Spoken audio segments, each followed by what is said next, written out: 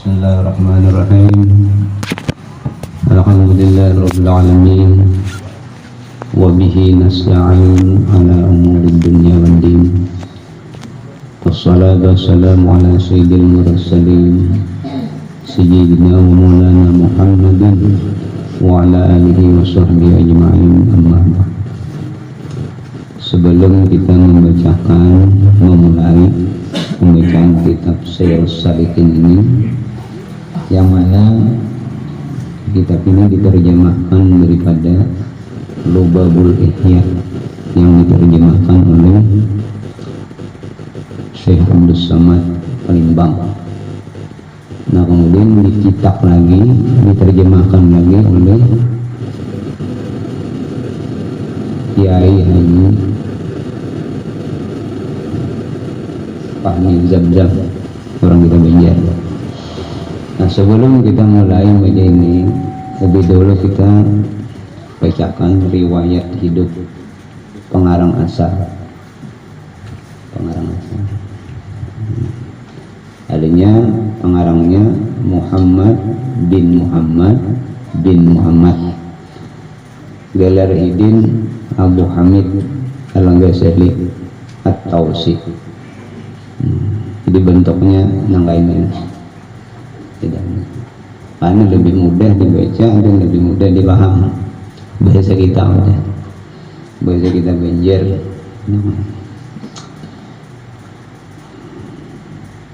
Jadi untuk mengambil berkah, marilah kita sama-sama membacakan Ummul Quran yang kita hadiahkan kepada Imam Ghazali, pengarang kitab asal, kemudian sang penterjemah Syekh Abdul Samad Palembang. Ila hadratin Nabi sallallahu alaihi wasallam wa ala alihi wa sahbihi wa zurriyyatihi wa ahli baitihi wa li jami'il mu'minin wal mu'minat wal muslimin, khususan ila Syekh Muhammad bin Muhammad Al-Ghazali wa Abdul Samad Palembang. Al-Fatihah. Bismillahirrahmanirrahim. Ya Allah,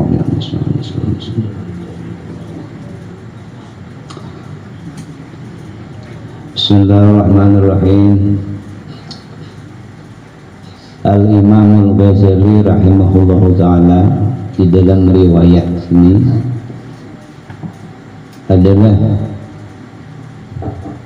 di antara tokoh pemikir Islam yang ulung, bahasa Bahari ulung, bahasa kita ini cendekiawan, orang pintar, dan telah mendapat gelaran di kalangan kaum muslimin sebagai Hujjatul Islam, artinya pegangan orang-orang Islam. Kitab-kitab sidin, perkataan-perkataan sidin itu menjadi pegangan bagi kita mengumpat, mengamalkan dan belajar kitab-kitab yang dikarang sidin ini. Beliau bukan hanya terkenal di kalangan kaum muslimin, bahkan juga di kalangan orang-orang yang bukan beragama Islam. Jadi luar daripada agama Islam, non-muslim itu memakai juga kitab-kitab sidin ini. Ilmunya sangat luas, pengalaman dan keahliannya di bidang ilmu tasawuf dan pembentukan rohani sudah menjadi ciri-ciri keunggulannya. Sementara kitab Ihya Ulumuddin yang beliau tulis telah diakui kehebatan dan keagungannya oleh kawan dan lawan. Nama beliau ialah Muhammad bin Muhammad Abu Hamid Al-Ghazali At-Tausi. Beliau dilahirkan di kampung Guzalah di kawasan Taus, sebuah bandar, buah kota yang ada di utara Iran. Wah, ini Iran. Beliau dilahirkan dari keluarga yang miskin, tetapi sangat kuat beragama. Itu ciri khas kalau orangnya fakir, miskin, kuat beragama, hebat. Mana fakir, mana miskin, mana kali lebih kuat, beda baginannya. Nah, oleh karena orang tuanya meninggal dunia ketika Imamul Ghazali masih kecil, maka beliau terpaksa menghadapi bermacam-macam kesusahan dan cobaan. Maka kesusahan dan getir pahit yang beliau alami di dalam usaha mencari ilmu di waktu kecil ini sangat banyak memberikan pengalaman kepada kehidupan beliau di masa tua. Jadi contoh pengalaman hidup Imam Ghazali ini kawah kita contoh dengan sebaik-baiknya. Artinya kita mengajari anaknya lagi heles, jangan suruh cari dulu, jangan suruh berusaha, suruh menuntut ilmu, suruh mengaji Al-Quran, mendalami ayat Al-Quran. Jangan lagi heles suruh berdagang, atau suruh bohongan, robot. Karena sampai Tuhan ya nak bohongan ini terus. Nah, tapi bila dia lagi halus, belum tahu apa-apa sudah katuju menuntut ilmu sampai itu. Karena dalam praktik agama itu orang alim itu ada dua tingkatan. Pertama alim untuk dirinya, kalau kamu mengajarkannya ya aja makanya seorang. Yang kedua alim untuk diri dan orang lain. Nah ini. Tapi bila orang alim untuk diri dipaksakan dia diajarkan, repot kayaknya. Repot bisa menyalahi pada di orang. Nah, rasakanlah. Pada mulanya Al-Imamul Ghazali rahimahullah ta'ala belajar di kampungnya dengan seorang ulama yang bernama Syekh Ahmad Ar-Raziqani dan Sidin rahimahullah ta'ala. Kemudian beliau melanjutkan pelajaran ke Jurjan, satu kampung Jurjan, dan berguru kepada Syekh Abu Nasar Al-Ismaili rahimahullah ta'ala. Setelah itu beliau melanjutkan pelajaran ke Naisabur, daerah Rusia ini, Naisabur, dan memberi penemuan, mengambil pelajaran dari Imam Al-Haramain Al-Juwaini rahimahullah ta'ala. Nah, oleh karena kesungguhannya dan kepandaiannya, Imam Al-Haramain telah pun menggelarkan sebagai Bahrum Muhtik. Nah, artinya lautan luas yang tidak bertepi. Itu gelar dari guru Sidin untuk Imam Ghazali. Jadi bila guru itu semua mengulahkan gelar itu berarti orangnya luar biasa gitu. Apabila Imamul Haramain meninggal dunia pada tahun 478 Hijriah, Al-Imamul Ghazali rahimahullah ta'ala pergi ke Ma'sakar dan bertemu dengan wazir, al-wazir atau menteri Nazamul Mulki yang sangat banyak menaruh minat terhadap ilmu dan para ulama. Seorang menteri ketujuh dengan ulama. Nah, setelah wazir Nazamul Mulki mengetahui kebolehan Al-Imamul Ghazali rahimahullah ta'ala, beliau terus saja melantiknya sebagai mahaguru di Al-Madrasatul Nazamiyah Baghdad. Sedangkan Al-Imam Al-Ghazali rahimahullah ta'ala pada masa itu baru mencapai usia 34 tahun, masih sudah menjadi mahaguru. Nah, satu kedudukan yang paling tinggi yang belum pernah disandang oleh seorang ulama yang masih muda seperti Al-Imam Al-Ghazali. Nah, Dan dari masa ke masa kedudukan beliau bertambah kuat dan pengaruhnya bertambah besar, sehingga penghormatan yang diberikan kepada beliau melebihi daripada penghormatan yang diberikan kepada pihak istana dan penguasa. Nah, itu tanda hidupnya agama di satu daerah itu, ulama itu jadi pemimpin, dan bukan pemerintah pemimpinnya. Memang paling dituruti perkataan ulama itu daerah itu berarti subur agamanya. Dari sebelum meninggal arwah guru sekumpul, sebelum meninggal apa ujar sidin itu semuaan menurut. Itu tanda makmur agama dan berkembang. Jadi pemerintahnya nomor 2 aja.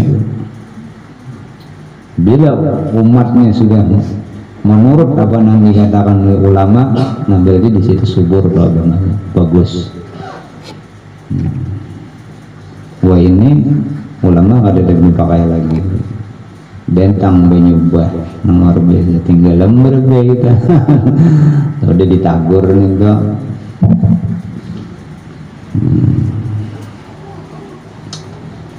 Beliau mengajar di madrasah ini lebih kurang 10 tahun. Nah, setelah itu timbul di hati Al-Imam Al-Ghazali rahimahullah ta'ala satu keinginan yang sangat mendesak untuk meninggalkan kedudukan yang tinggi. Lalu beliau terus beruzlah dan berhadap pada diri sendiri. Beruzlah itu mengasingkan diri ini, berjauh pada keramaian. Padahal apalagi kurangnya gini, Maha Guru segala keperluan duniawi terpenuhi. Cuma karena panggilan hati dan memang hidayah dari Allah sudah sampai langsung ditinggalkan segala kesenangan dunia. Nah, inilah tanda-tanda tokoh ulama yang luar biasa. Di dunia ini nomor nang jauh, ada nomor 1 ada. Maka pada tahun 488 Hijriah beliau pergi meninggalkan Baghdad dan meninggalkan segala kekayaan, pangkat, penghormatan. Untuk seterusnya beliau melazimkan diri mempelajari ilmu tasawuf dan penyucian jiwa. Adanya membersihi hati.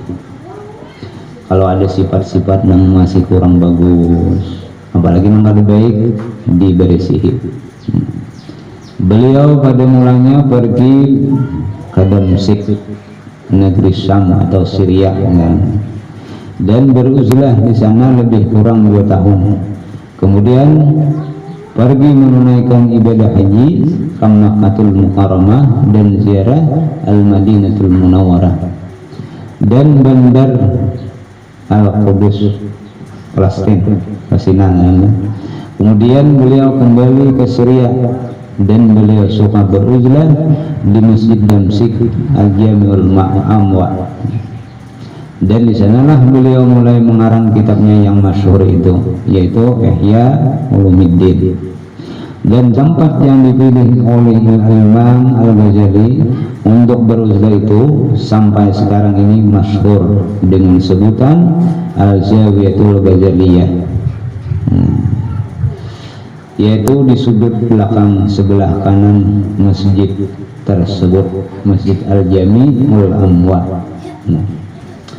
Nah, setelah itu Al-Imam Al-Ghazali rahimahullah ta'ala pulang ke kampung asal At-Taus dan tinggal di sana lebih kurang 6 tahun. Kemudian pada tahun 499 Hijriah beliau diminta oleh Fakhrul Mulki, anak Nazamul Mulki, supaya beliau dapat mengajar di Madrasah Nazamiyah yang ada di Naisabur. Oleh karena Imam Al-Ghazali rahimahullah ta'ala memandang bahwa beliau bukan hanya diciptakan untuk membimbing dirinya sendiri, tetapi juga untuk membimbing umat, maka beliau bersedia memenuhi panggilan Fakhrul Mulki untuk mengajar di madrasah Nizamiyah Naisabur itu, bebulik ke asal yang mengajar. Dan pada tahun 500 Hijriah telah terjadi pembunuhan terhadap Fakhrul Mulki, mantri ini dibunuh, dan terjadi kekacauan di dalam negeri. Maka Al-Imam Al-Ghazali rahimahullah ta'ala memilih untuk pulang ke kampung asalnya di Tausi. Lalu beliau mengasaskan sebuah madrasah dan zawiyah atau pondok berhimpun berhampiran dengan rumah kediamannya. Maka sejak saat itu beliau hanya mengajar di situ dan menghabiskan umurnya dengan mengajar, mengarang dan mendidik murid-murid yang datang mengaji di madrasahnya, sehingga beliau dipanggil hadirat Allah Ta'ala pada tahun 505 Hijriah, dan jenazahnya dikuburkan di Tibran At-Tausi. Al-Imam Ibnu Zawji menghikayatkan daripada Imam Ahmad, saudara Al-Imam Al-Ghazali rahimahullah ta'ala, yang menceritakan peristiwa kematian Al-Imam Al-Ghazali rahimahullah ta'ala. Berkata Imam Ahmad tersebut, setelah terbit fajar hari Isnin 14 Jumadil Akhir 505 Hijriah, saudaraku menjadi Imam Ahmad Al-Imam Al-Ghazali berwudu dan terus sembahyang subuh. Selepas sembahyang beliau berkata, bawa ke sini kain kafanku. Lalu beliau mengambil kain kafannya sambil beliau berkata, aku telah bersedia untuk datang memenuhi panggilanmu dengan penuh ketaatan dan kepatuhan. Jadi Imam Ghazali ini hari kematiannya tahu, mudah-mudahan tahu. Maka bersiap-siap pada. Nah, setelah itu beliau menghunjurkan kakinya menghadap kiblat dan terus beliau menghembuskan napasnya yang terakhir untuk memenuhi panggilan Tuhannya dengan penuh ketenangan. Semoga Allah mencucuri beliau dengan rahmat yang luas, dan semoga Allah memberi keberkatan kepada kita dengan ilmu yang beliau tinggalkan. Amin. Nah, itulah riwayat daripada Al-Imam Al-Ghazali. Nama asli Sidin Muhammad, Kuitan Sidin Muhammad, Kai Sidin Muhammad. Nah, kemudian riwayat hidup Asy-Syaikh Abdus Samad Al-Palimbani rahimahullah ta'ala, yang meninggal sekitar tahun 1246 Hijriah atau 1830 Miladiyah Masihih ini kita.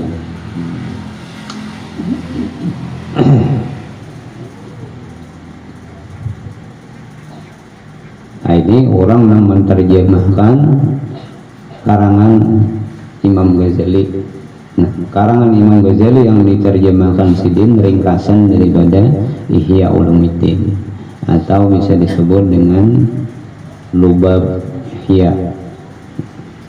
Asy-Syaikh Abdus Samad Al-Palimbani terkenal sebagai seorang ulama sufi yang agung di Nusantara dan seorang mujahid anti penjajah, dan telah menunjukkan kesanggupannya yang luar biasa untuk berjuang karena membela agama dan untuk kesejahteraan tanah air. Para sejarawan, ahli sejarah, tidak dapat memberikan satu kata putus mengenai riwayat hidup dan tarikh kelahiran dan kematiannya, serta silsilah keturunannya. Ada yang mengatakan bahwa nama beliau ialah Syekh Abdul Samad bin Pakih Husin bin Pakih Abdullah Al-Palimbani, khilaf orangnya para sejarawan, dan mengikut silsilah riwayat hadis yang diriwayatkan oleh Musnad Al-Hijaz Al-Alamah Syekh Yasin bin Isa Al-Padani rahimahullahu ta'ala. Nama beliau ialah Syekh Abdul Samad bin Abdurrahman, lain lagi. Nah, ini menurut Syekh Yasin. Dan menurut pendapat Ustaz Wan Muhammad Sagir dalam bukunya Perkembangan Ilmu Tasawuf dan tokoh-tokohnya di Nusantara, bahwa nama ialah Syekh Abdul Samad ialah Syekh Abdul Jalil dari istrinya yang bernama Radin Ranti. Wallahu alam hilaf benar-benar.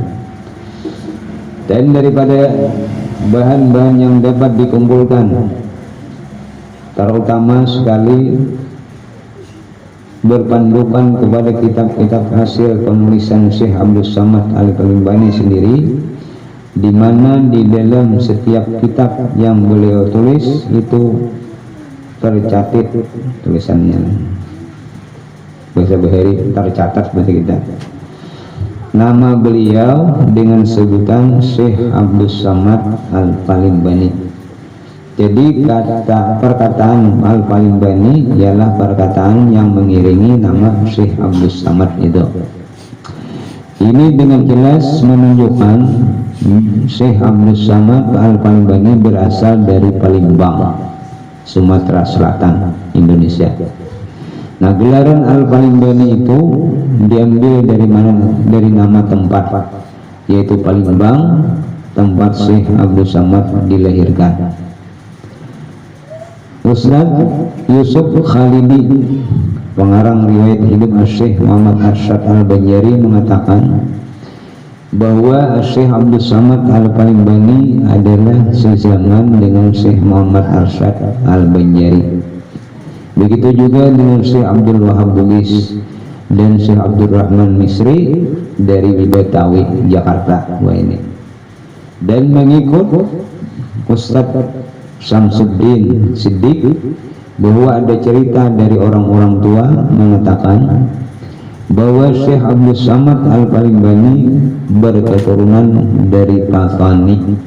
Patani ini di daerah Muang Thai ini, Thailand, dan dilahirkan di Palembang. Jadi keturunan orang Thailand. Dari kecil Syekh Abdul Samad Al-Palimbani dihantar oleh orang tuanya mengikuti pengajian pondok di Patani sebelum mengikuti pengajiannya di Palembang, dan seterusnya menyambung pengajiannya di Makkahul Mukarramah dan Al-Madinatul Munawwarah pada pertengahan kedua dari abad ke-18 Miladiyah, abad ke-12 Hijrah. Dan bidang pengajian Syekh Abdul Samad Al-Palimbani ialah usuluddin, fikih dan tasawuf. Itu nang dipelajari sedikit. Ustaz Yusuf Khalidi juga menyebutkan bahwa selama berada di tanah Arab, mereka belajar daripada beberapa orang guru yang masyhur. Di antaranya ialah Syekh Athaillah radhiyallahu anhu, Syekh Muhammad bin Sulaiman Al-Qurdi radhiyallahu anhu. Dan di bidang rohaniyah, ilmu tasawuf, mereka telah menerima bai'atul tariqah as-samaniyah dari Syekh As-Said Muhammad bin Abdul Karim As-Samman Al-Khalawati Al-Madani rahimahullah ta'ala. Dan kemudiannya tarikah ini telah diperkenalkan di alam Melayu sampai ke wadah kita sini. Jadi amalan ringkas dari tarikah As-Samaniyah ini ringkas dibaca besokan non pemarian. Zikir la ilaha illallah 166, Allah 66, 77. Jadi hendak bertemuan melawan Syekh Saman, amalakan itu besokan lawan kamarian. Habis sembahyang subuh lawan Mbak Esar. Zikir la ilaha illallah 166. Allah Allah Allah 66 kali. 77 kali. Doanya Allahumma ighfir li ummati sayyidina Muhammad. Doa subuh lah. Nah, itu doanya. Makanya suatu saat kita ada keperluan, ada hajat, hadiah Hidin. Insyaallah Hidin datang.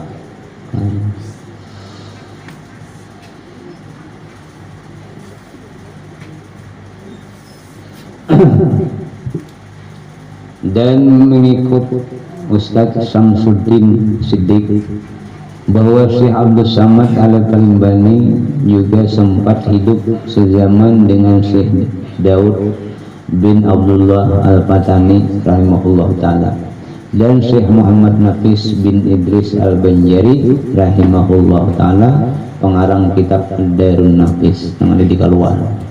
Nah itu sejaman dan saburu. Dan ramai lagi tokoh-tokoh ulama Nusantara yang hidup pada abad ke-18 itu. Setelah belajar di Makkah, Syekh Abdul Samad Al-Kalimbani rahimahullah ta'ala kembali ke Nusantara bersama dengan sahabat-sahabatnya, yaitu Syekh Muhammad Arsyad bin Abdullah Al-Banjari, Syekh Daud Al-Patani, dan Syekh Abdul Wahab Hafiz rahimahullah ta'ala.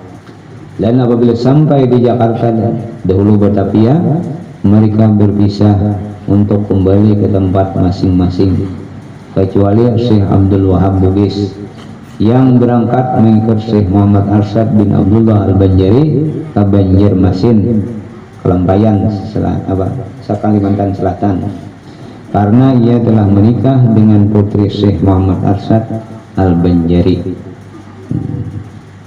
Dia dikawinakan, ini nangkuitan mengawinakan boleh kada bawalian langsung mengkuitan. Kalau izin nun anak luan ya. Soalnya anak kawin di kampung. Anak kawin udah. Nah, jadi dihitung, dihisap, ternyata ada hulu nang di Makkah nikahnya. Jadi dipasah, artinya dibatalkan nang nikah di Banjar.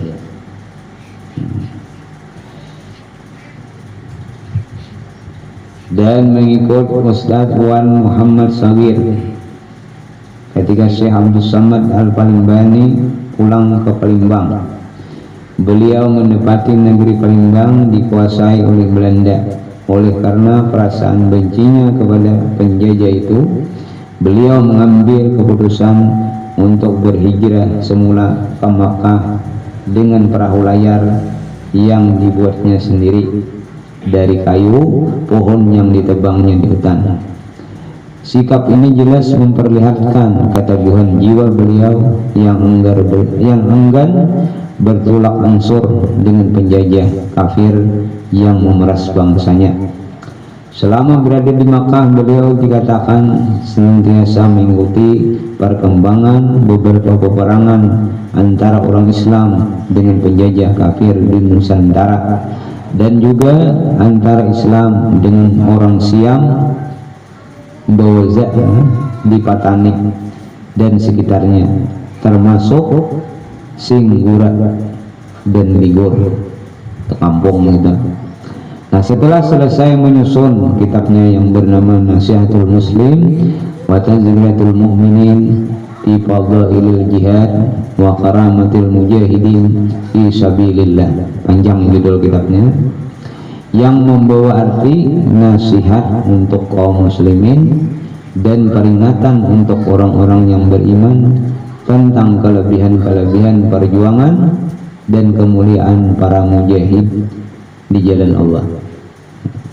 Maka beliau membetulkan tekadnya untuk membantu umat Islam di Patani. Lebih-lebih lagi ketika itu teman kerabat karibnya Muhammad Syekh Daud bin Abdullah Al-Patani berada di Patani. Maka akhirnya Syekh Abdul Somad Al-Palimbani belayar ke Patani. Tetapi ketibaan beliau agak terlambat. Pasukan pertahanan Patani telah hampir kalah berhadapan dengan keganasan Siam. Sementara Syekh Daud bin Abdul Wahab Al-Patani dan pengikut-pengikutnya telah mengundurkan diri ke pulau Dawiyong, Terengganu, Malaysia. Dawiyong, Terengganu di Malaysia. Untuk menyusun semula langkah perjuangan, pertahanan Patani akhirnya menjadi lemah dan Siam dapat menaklukkan Patani. Syekh Abdul Somad Al-Palimbani kemudiannya dikatakan telah berhalwah di salah satu masjid di Likur. Dan kabar lain pula mengatakan beliau berkhalwah di masjid Karisik. Para pengikut tasawuf percaya di sanalah Syekh Abdul Somad Al-Palimbani menghilangkan diri. Tetapi bagi kalangan orang-orang bukan penganut tasawuf, perkataan ini adalah mustahil. Di antara orang-orang ahli sufi mengatakan Syekh Abdul Somad ini wafat, hilang. Cuma ini ada kuburnya di Palembang, daerah Palembang dapat ujar dia. Mereka lebih percaya bahwa Syekh Abdul Somad Al-Palimbani telah mati dibunuh oleh Siam atau musuh Islam. Dan terdapat perbedaan pendapat dalam menentukan tahun kematiannya Syekh Abdul Somad Al-Palimbani ini. Ada yang mengatakan beliau meninggal dunia pada tahun 1203 Hijriah atau 1789. Datuk Kalampayan 1717.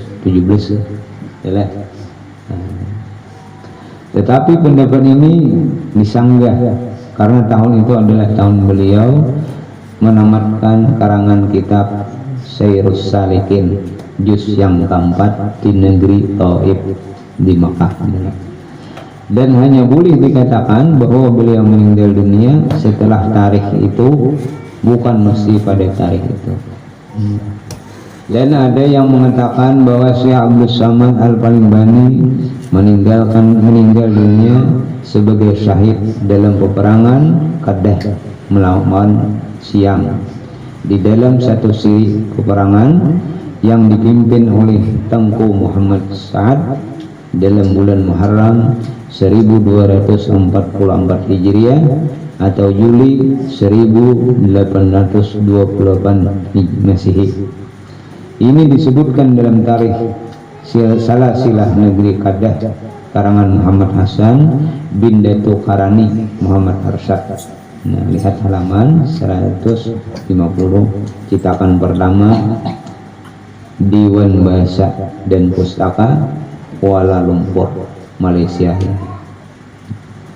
Dalam perkembangan yang terakhir sekali, berdasarkan beberapa kertas kerja yang dibentangkan dalam seminar Syekh Abdul Somad Al-Palimbani yang diadakan di Alur Sutra Kedah, Malaysia pada 23 Syawal 1423 Hijriah bersamaan dengan 30 Desember 2002 Masehi ada disebutkan.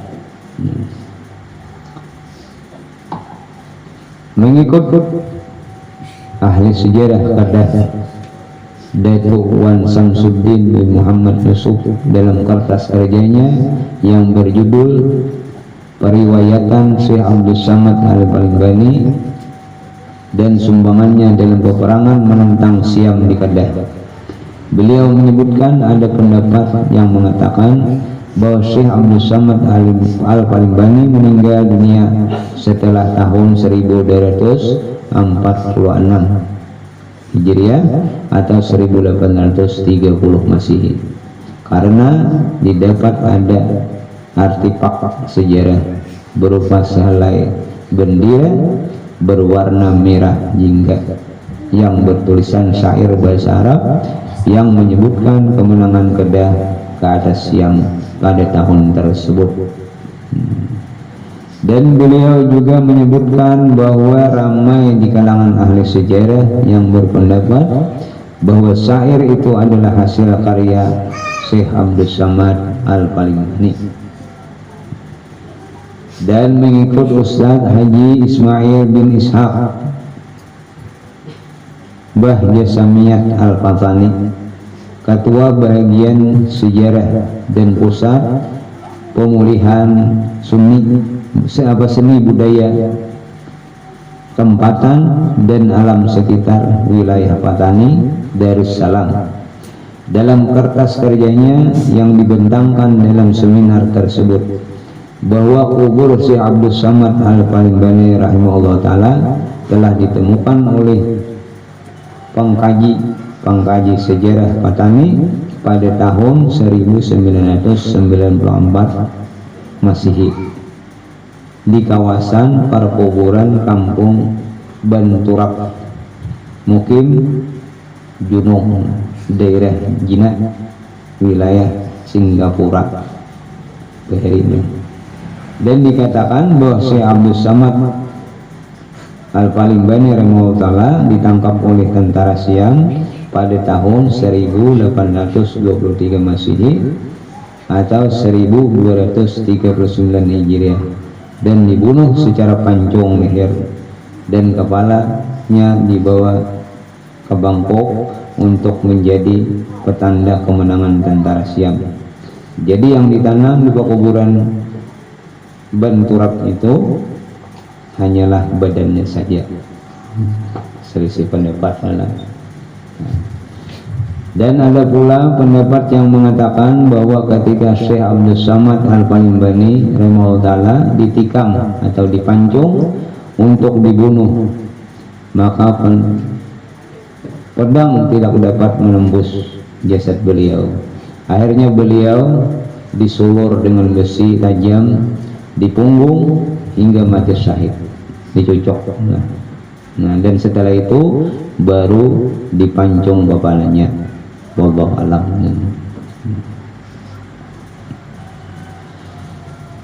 Dan ada satu perkataan lagi yang dapat dikaitkan dengan tahun kewafatan Syekh Abdul Samad Al-Palimbani ini, yaitu mengikut ulama besar dari Makkahul Mukarramah yang berasal dari keturunan Padang, Indonesia, yaitu Syekh Muhammad Yasin bin Isa Al-Padani, wafat pada tahun 1410 Hijriah rahimahullahu ta'ala. Di dalam kitabnya yang berjudul Al-Aqdul Farid pada bicara sanad-sanad atau salah silah riwayat ilmu yang diambil secara berantai dari guru ke guru. Beliau menyebutkan dalam sanadnya bagi kitab Ihya Ulumuddin karangan Al-Imam Al-Ghazali bahwa Syekh Nawawi Al-Bantani wafat pada tahun 1315 Hijriah. Sempat berguru dengan Syekh Abdul Samad Al-Palimbani. Orang menyambut ngarannya Syekh Yasin. Sebelum tahun 2000 sudah meninggal. Orang Indonesia bagian di Makkah jadi guru ulama besar di Masjidil Haram. Dan murid-murid Sidin mulai pengasuh pondok pesantren Mahfuz Amin, Haji Ahmad Mughni, itu murid-murid Sidin. Sampai turun lagi Buan Haji Abrar, itu murid-murid Sidinnya. Nah, Sidinnya sudah tua beneran ya, yang meninggal. Dan kedua diwan adalah syekh yang digelar dengan Al-Mu'ammar, ialah syekh yang berumur panjang. Dan Syekh Nawawi Al-Bantani tidak disebutkan tahun lahirnya, cuma dikatakan sejak kecil lagi ia telah berangkat ke Makkah untuk mengaji.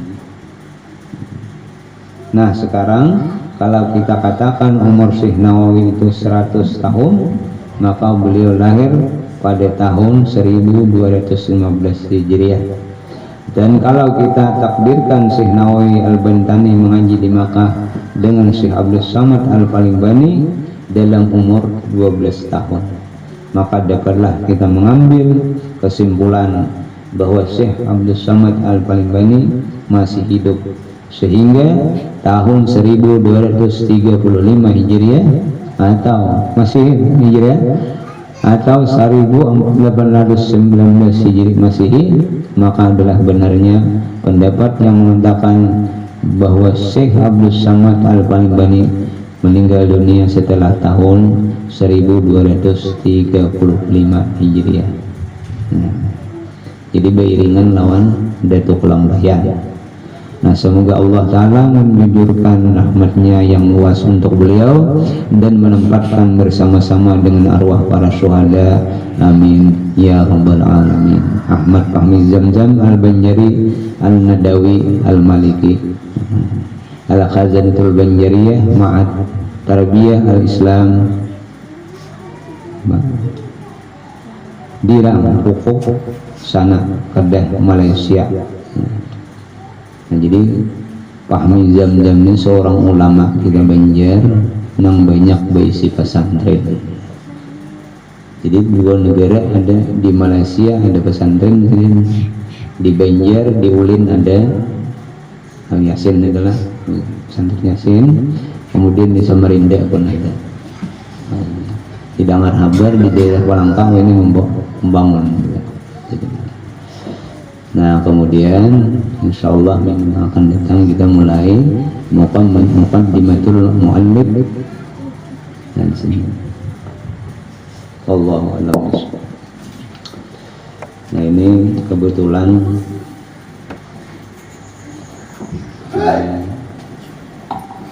hajat permintaan dari saudara Masri.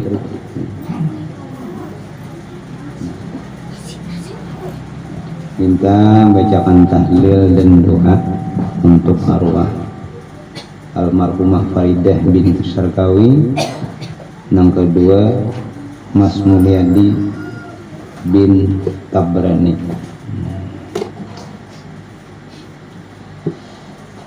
Ila hadratin Nabi Mustafa Rasulullah sallallahu alaihi wasallam. Al-Fatihah.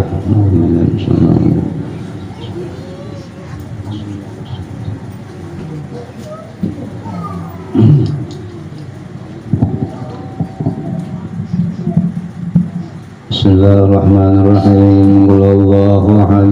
Allahu samad. Lam yalid wa lam yulad wa lam yakul lahu kufuwan ahad. Bismillahirrahmanirrahim. Qul huwallahu ahad. Allahu samad. Lam yalid wa lam yulad wa lam yakul lahu kufuwan ahad. Bismillahirrahmanirrahim. Qul huwallahu ahad. Allahu samad. Lam yalid wa lam yulad wa lam yakul lahu kufuwan ahad. La ilaha illallah Allahu akbar. Bismillahirrahmanirrahim. Qul a'udzu birabbil falaq min syarri ma khalaq wa min syarri ghasiqin idza waqab wa min syarri nafathati fil 'uqad min syarri hasidin idza hasad. La ilaha illallah Allahu akbar. Bismillahirrahmanirrahim. Qul a'udzu birabbin nas malikin nas ilahin nas min syarri waswasil khannas alladzi yuwaswisu fi sudurin nas minal jinnati wan nas. La ilaha illallah Allahu akbar walillahil hamd. Bismillahirrahmanirrahim. Alhamdulillahi rabbil alamin. Arrahmanir rahim. Maliki yaumiddin. Iyyaka na'budu wa iyyaka nasta'in. Shiratal mustaqim. Shiratal ladzina an'amta 'alaihim ghairil maghdubi 'alaihim waladdallin. Amin. Afdalul dzikri fa'lam annahu la ilaha illallah. La ilaha illallah. La ilaha illallah. Ilaha illallah. La ilaha illallah. Ilaha illallah. La ilaha illallah. La ilaha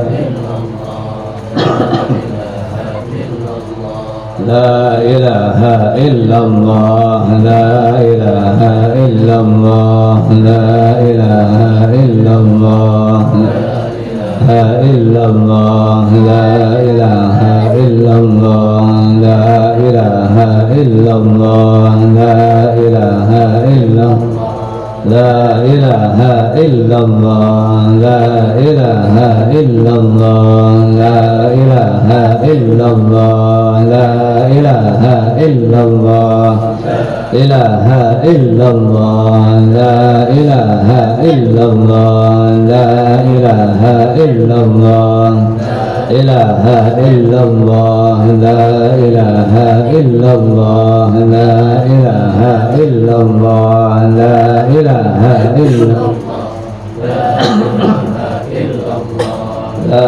ilaha illallah, la ilaha illallah, la ilaha illallah, la ilaha illallah, la ilaha illallah, la ilaha illallah, ilaha illallah, la ilaha illallah, la ilaha illallah, la ilaha illallah, la ilaha illallah, la ilaha illallah, la ilaha illallah, ilaha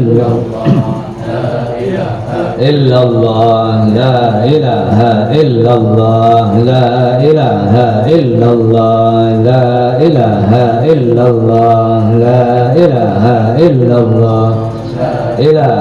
illallah, la ilaha illallah, la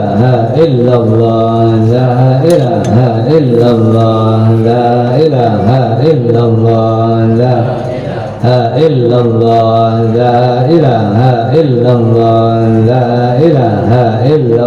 la ilaha illallah, la ilaha illallah, la ilaha illallah, ilaha illallah, la ilaha illallah, la ilaha illallah, la ilaha illallah, ilaha illallah, la ilaha illallah, la illallah, la ilaha illallah, la ilaha illallah, la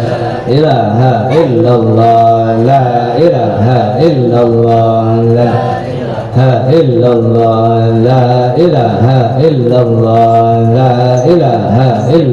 la ilaha illallah, la ilaha illallah, la ilaha illallah, la ilaha illallah, la ilaha illallah, illallah, la ilaha illallah, la ilaha illallah, la ilaha illallah, la ilaha illallah, la ilaha illallah,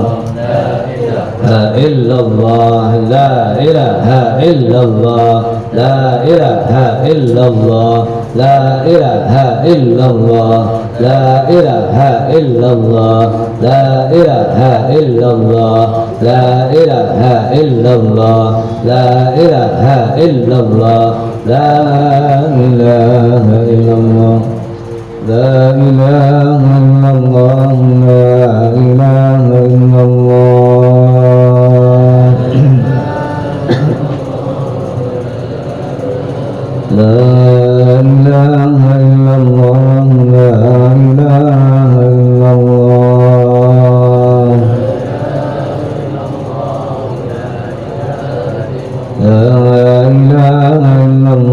sayyiduna Muhammadur Rasulullah.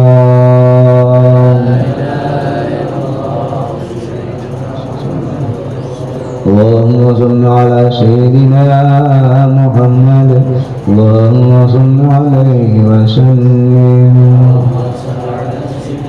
Allahumma salli wa sallim wa barik. Allahumma salli ala sayyidina Muhammad, Allahumma salli alaihi wa sallim,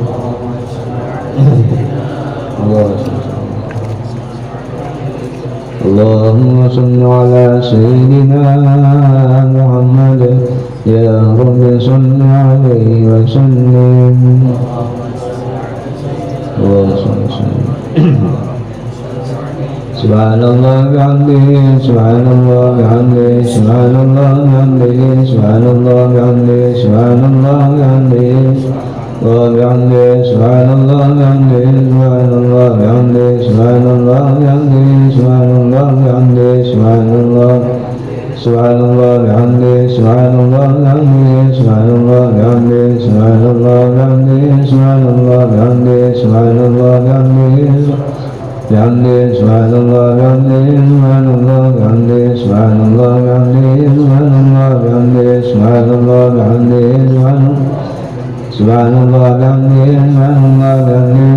subhanallah bihamdihi, subhanallah bihamdihi, subhanallah bihamdihi, subhanallah bihamdihi, subhanallah ya bihamdihi, subhanallah ya bihamdihi, subhanallah al-azim, subhanallah ya bihamdihi, subhanallah al-aliyyil azim. Allahumma salli ala habibika sayyidina maulana Muhammadin wa ala alihi wa sahbihi wa barik wa sallim ajma'in.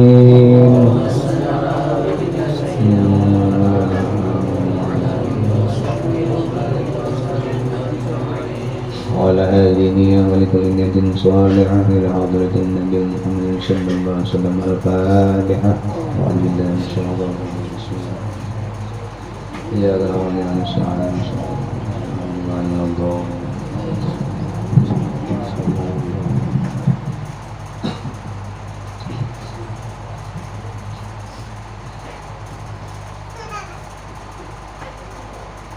Amin amin ya Allah rabbal alamin. Bismillahirrahmanirrahim. Alhamdulillahirabbil alamin. Wassalatu wassalamu ala asyrafil anbiya'i wal mursalin sayyidina wa maulana Muhammadin wa ala alihi wa sahbihi ajma'in. Allahumma shalli wa barik wa taqabbal thawaba ma qara'na min al-Qur'anil azim wa ma halalna min qawli la ilaha illallah wa ma sabbahna min qawli subhanahu wa bihamdihi wa ma shallaina ala nabiyil mustafa sallallahu alaihi wasallam hadiyatan bayyinatan wa rahmatan nazilah barakatan syamilah wa syarafatan mutaqabbalah yuqaddimuha wa nubiha ila hadrati sayyidina wa habibina Muhammadin sallallahu alaihi wasallam summa ila arwahi abaihi wa ikhwanihi min al-anbiya wal mursalin salawatullahi wa salamuhu alaihi wa alihi ajma'in wa ala alihi kulli wa sahabatil qarabati wa tabi'in wa tabi'in tabi'in wa tabi'ihim bi ihsan ila yaumiddin summa ila arwahi arba'atil a'immatil mujtahidin muqallidin biddin wal ulamil amilin wal fuqaha'il muhaddisin wal qurra'il mufassirin wa sadati sufiyatul muhammadin wa tabi'ihim bi ihsan ila yaumiddin summa ila arwahi jami'il muslimin wa muslimat wal mu'minin wa mu'minat khususan ila ruhi ridahil sahari ila ruhi masmin bin tabaran Allahumma fir lahumma warhamhuma Allahumma ja'al kuburahuma rawdatan min riyadil jannah Allahumma anzil rahmata wan ni'mata wal maghfirata wasyafa'ata ila arwahihima birahmatika ya arhamar rahimin. Rabbana ighfir lana wa li ikhwanina alladziina sabarna bil iman wa la taj'al fi qulubina ghillan lil ladzina amanu rabbana innaka ra'ufur rahim. Rabbana taqabbal minna innaka antas sami'ul 'alim wa tub 'alaina ya karim innaka antat tawwabur rahim. Wa sallallahu alaihi sayyidina wa maulana Muhammad wa ala alihi wa sahbihi wa sallam. Alhamdulillahi rabbil alamin. Taqabbalallahu minkum.